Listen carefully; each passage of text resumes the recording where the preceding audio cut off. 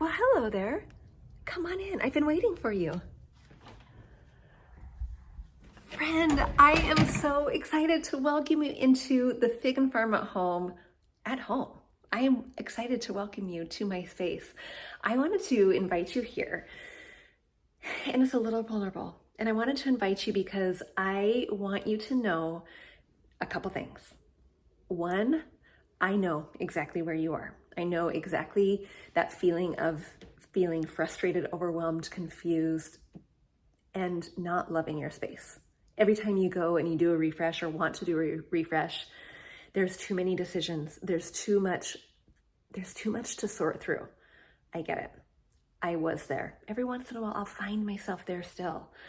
But what I want you to know is that a design is teachable. I hope I am breaking it down in a way that you can learn easily. But I want to, I hope, inspire you because I'm also going to show you what was.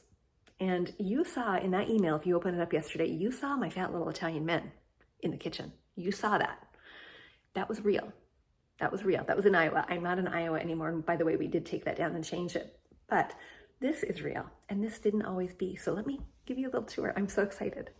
You're going to find lots of things that we've hand created, that we've curated over time, that we have taken upon ourselves to just change because we didn't love it. Now, lots of the stuff here you're going to see was hand built by Mr. Fig and Farm because he needs a hobby. And Mr. Fig and Farm needs a new tool every single time he has a hobby. And that's okay because he builds beautiful things like this. But what you'll find is that before we knew that we wanted this was a bright blue wall with a white couch. And it was not anything else. It was nothing special. It was nothing fancy, and it was ugly. And this is the first room in our home. Friend, what you're going to see are things that are thrifted over time, things that are curated, things that are created. Things that are thrifted in here, this coffee table, $30 coffee table that I found. I wasn't necessarily looking for it, but I needed a coffee table and it had brass, part of my aesthetic. Or this thing that I just found a couple weeks ago.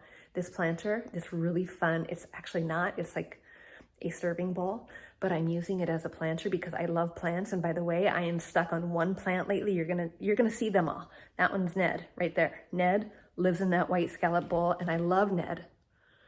But you're gonna see his best friends, Fred and Ted, that are hanging out behind me because I love pothos. They do not die. Okay, come on in. Here you see a work in progress. This wall is really boring and plain. This is gonna change. This fall, I'm gonna add board and batten. It is a work in progress, friends, but here we are, right here. Don't get dizzy. Mr. Fig and Farm built that. Mr. Fig and Farm built this.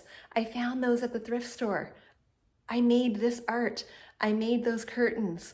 I found all kinds of wonderful little things that we could add to these shelves in order to make this feel a little bit more like us. A lot of them thrifted, friend. When you know your aesthetic, you can go out on a whim or intentionally, and you can make choices that reflect you. So come on in.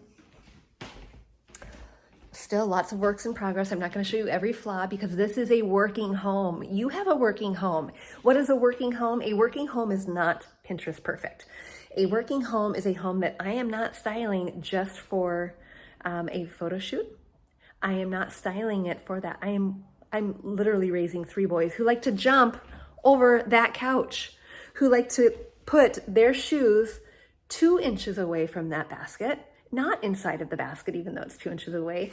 This is a working home, friend, and you have one too. We are real moms with real budgets, real homes. And what I want to show you is that there are things you can do in your home in order to make change that you love, in order to make you feel comfortable enough inviting friends over, saying yes to hosting play dates, dinners, book clubs, or not. If you don't want to invite anyone over, who cares? That's fine. But you live here and you should feel comfortable in your own skin, in your own home, just like I am. All right, friend, let me show you a couple more things. Mr. Fig and Farm, again, I mean, that kid he needs tools and he needs a hobby and he's got one. I will give him stuff to make. You might not be making things and that's okay.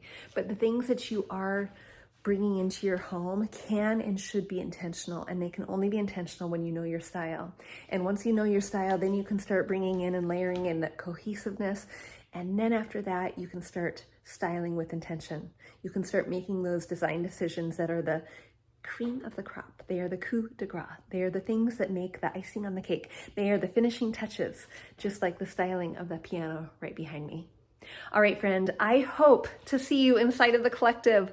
I hope you'll be there. I hope that you'll come on in and join me and some amazing women as we learn how to create our homes, as we learn how to turn them from, I mean, they're still going to be real homes, but they're just going to be real homes that you love.